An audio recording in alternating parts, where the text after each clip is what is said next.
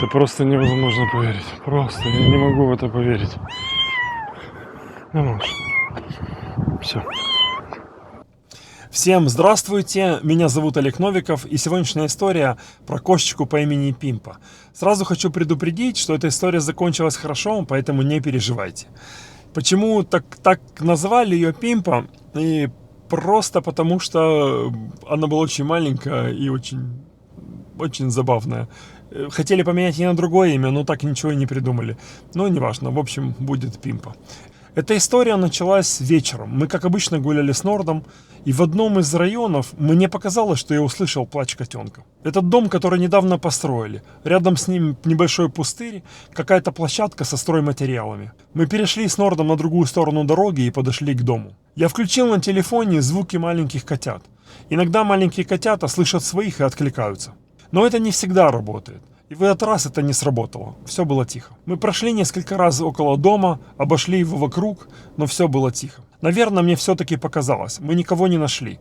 Но я решил приехать утром и проверить это место еще раз. Мне часто мерещатся разные зверята. И почти всегда это просто показалось. Но я всегда возвращаюсь. Или вечером, или на следующий день, для того, чтобы убедиться, что там никого нет. На следующий день по дороге на работу я поехал через этот район. Я ехал по противоположной стороне и увидел, как напротив этого дома по тротуару бегает маленький котенок. Я проехал вперед до ближайшего разворота и вернулся обратно. Я оставил машину перед домом и пошел вдоль припаркованных машин. Когда я стал подходить к дому, я увидел котенка, который сидел около столба прямо посреди тротуара. Он был очень маленький, совсем кроха, совсем малыш. Из дома вышла женщина с ребенком. Они увидели котенка, но они прошли мимо, как будто он просто невидимый. Ну это же просто невозможно поверить. Ну вот просто невозможно поверить. Иди сюда, мое солнце. Иди, малыш, иди сюда, иди ко мне. Иди, маленький. Иди сюда, не стой. Иди, мое солнце. Пойдем.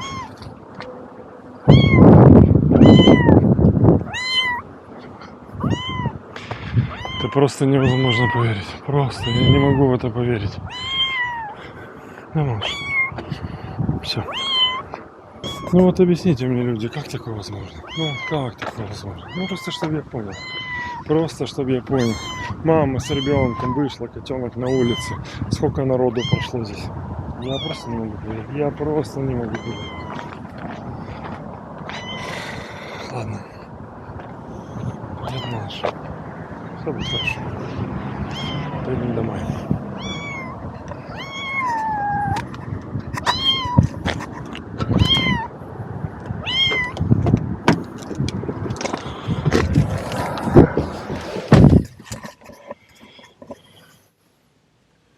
Строительный мотор. Да. Ты это не убери. Вот он, такое чудо. Кто это? Мальчик, по-моему, или девочка, не могу понять. О, чудик. Чудо чудесное.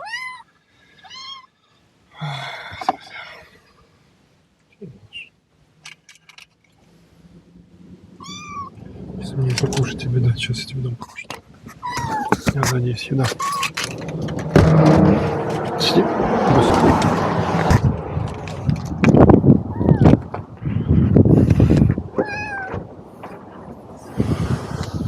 Сейчас найдем тебе что покушать, потащи.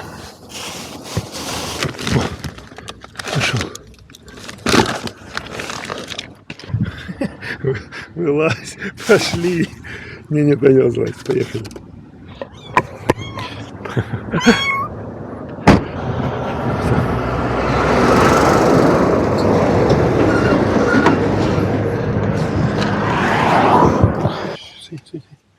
Сейчас заведу, то жарко.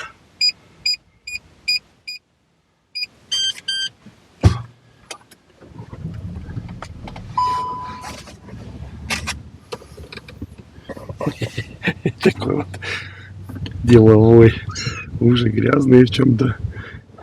Не, сюда иди сюда, куда пошел? Сейчас я там покушаю, сейчас стой.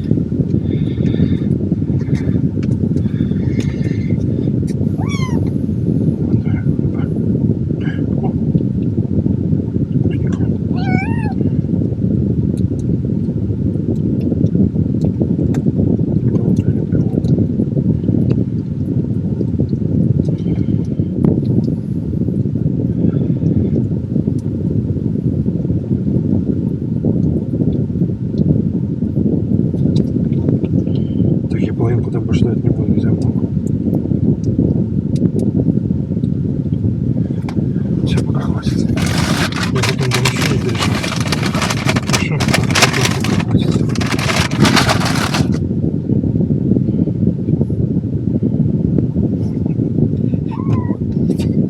Жить чего давали. Пойдем купим сорваться.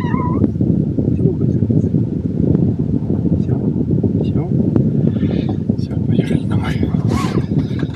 Садь. Поехали.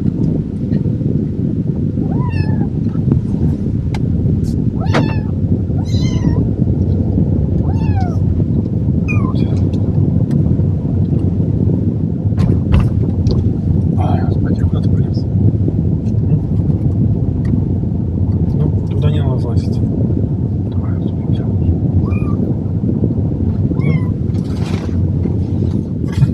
Сись. Сидит. Как хорошо же он лазит и не поломанный. Это радует. Это была кошечка. Она не кусалась, она была очень ласковая, только грязная, перепачкана в какой-то краске. Я дал ей немного мягкой еды, и мы поехали домой. Дома я покормил малышку еще раз, посадил в теплый домик конвертик и побежал на работу. Вечером приду с работы домой и будем разбираться, что и как. Все будет хорошо.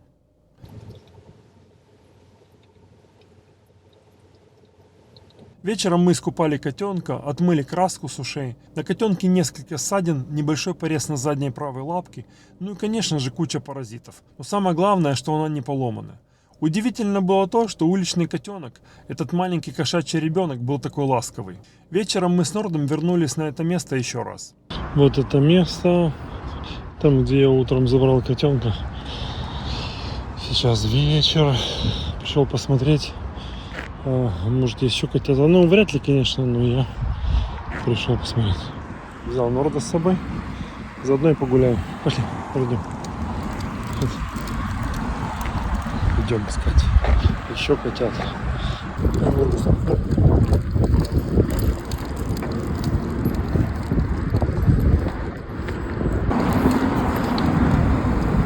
Вот около этого столба. Я его нашел. Вот тут.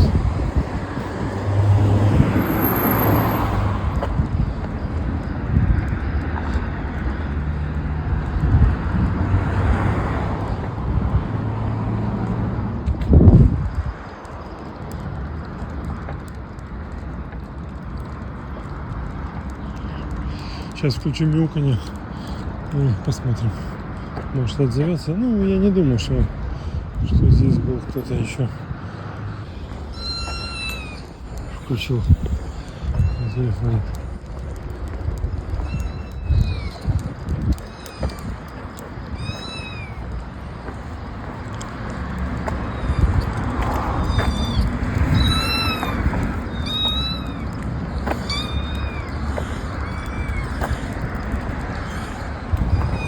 Не обязательно.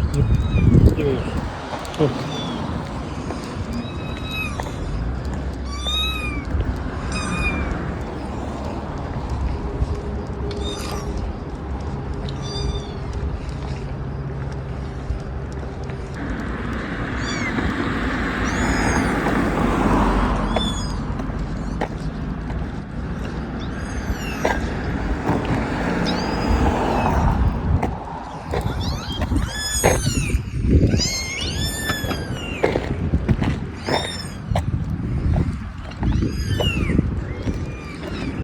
Мы прошли около дома, подходили к каждой припаркованной машине. Прошли вдоль забора к стройматериалам. Все было тихо. Ну, в общем, я так и думал. Нету. Здесь набросанные стройматериалы вот так разные. И можно, конечно, отсюда было, но вряд ли. Ни воды, ни еды, ни людей. Ну, значит, нет. Ну и хорошо. Ну, значит, нет. Значит, нет, значит, хорошо. Значит, все хорошо. Все. Отмыли ее. Имя еще не придумал даже, но придумал. И будем откармливать. И найдем еду, будем искать еду. Надеюсь, что найдем. Ну, все будет хорошо. Бог, кто у меня тут есть? Доброе утро, девушка. Как вам спалось? Да, хорошо, я так понял. Да. Так. В домике спим. Ого. Привет. Как дела? Как вам спалось на новом месте? Тапочки-пушечки. Все разбросали. Ну, что такое? Привет. Как дела, сокровища?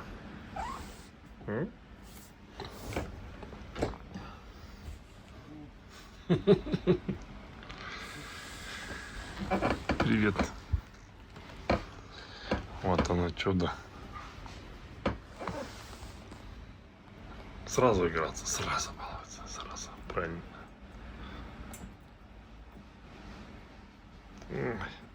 Это у нас второй день. Первый день дома. Первый день поспала нормально. Все. Игрушечки. Игрушки. Принцесса. Все хорошо? Сейчас будем кушать. Сейчас будем кушать. Да.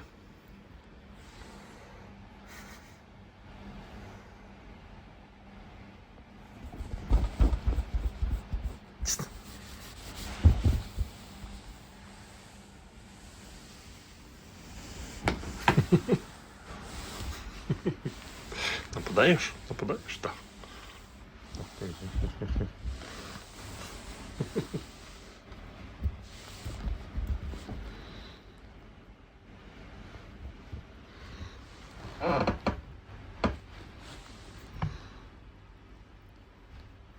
Ты мой ребенок.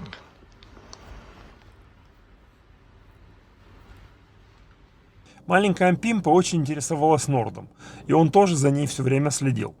Этот котенок – найденыш волчонка. В тот день, если бы Норд не повернул голову в сторону дома, я бы точно подумал, что мне показалось. Потому что мяукнула она всего один раз. Но только из-за того, что он посмотрел в ту сторону, я подумал, что, наверное, там все-таки есть. Хоть мы и не нашли ее в первый день, но все-таки это его найденыш. Пимпа немного набрала вес, она была здоровенька. Пришло время искать ей новый дом. Так получилось, что нам позвонили наши друзья, которые много лет назад забрали нашего найденыша себе в дом. Котенка Мурзика.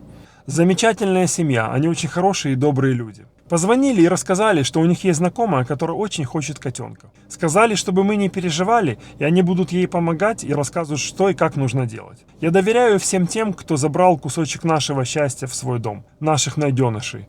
Мы же практически родственники теперь. Конечно же, мы согласились. Сегодня мы везем котенка в новый дом. Котенка, которому мы так и не придумали нормальное имя. Мы ее, эта девочка, зовем Пимпа. Ну, или как Вика ее зовет, Пимпулет. Ну, в общем, ну так оно и осталось у нас такое имя. Вот она. Такая миниатюрная девушка. Вот она. Пимпулет. И по традиции напутствия. Значит так, слушай меня внимательно. Диваны не рвать. Писать только в коробочку. Да. Слушаться маму и папу. Все поняла? Все поняла, молодец. Вот такая вот свеколапа у нас. О, как она славная. Все, слазь. Кошечка Пимпа попала в очень хорошую семью. Теперь у нее все будет хорошо. Я попросил хозяев, чтобы они рассказали о ней, как она сейчас. И вот что они написали. Она игривая, любит пересаживать цветочки и попрыгать с дивана на диван, но уважает правила. Кушает и ходит в туалет только в отведенном месте. И это с первого дня. Очень чистоплотная. Прям институт благородных девиц. Когда приходят в дом гости, встречает людей весьма избирательно. Можно сказать, не каждому подаст лапу. Довольно сообразительная, но и очень достаточно осторожная. Вот что может быть лучше таких сообщений о котенке, который был никому не нужен. Хочу сказать вам огромное спасибо, что приютили это маленькое сердечко. Всего вам только хорошего в жизни. Прежде чем закончить эту счастливую историю, давайте вернемся в самый первый день. Маленький голодный котенок сидит перед домом на тротуаре. Выходит мама с ребенком, они видят котенка и просто проходят мимо. Ребенок такой же малыш, видит котенка, показывает и говорит маме: котик. Мама поворачивается, видит такую картину и говорит: пошли. И они просто проходят мимо. Маленькие детки, они как губки, они все впитывают. Теперь этот маленький человеческий малыш знает, что голодный котенок на дороге – это нормально, потому что мама так сказала. Так мама сделает еще несколько раз, закрепив в сознании своего ребенка то, что это абсолютно не важно. Потом он вырастет, станет большим и будет учить своих детей делать то же самое. И вот мы получаем мир, в котором сейчас живем. Мир, в котором для большинства людей чужая боль ничего не значит. Мир, в котором все пропитано обманом и липовыми ценностями. Людям нужно задуматься, нужно правильно воспитывать своих детей, пока не стало слишком поздно. Всегда можно постараться помочь, всегда можно сделать хоть что-то, вместо того, чтобы просто пройти мимо. Старайтесь помогать тем, кто в вас нуждается. Будьте хорошими людьми настолько, насколько это возможно. Вот так закончилась эта история котенка по имени Пимпа. За нее теперь можно не переживать, с ней все будет хорошо. А на сегодня все. Удачи всем, берегите себя. Всем пока.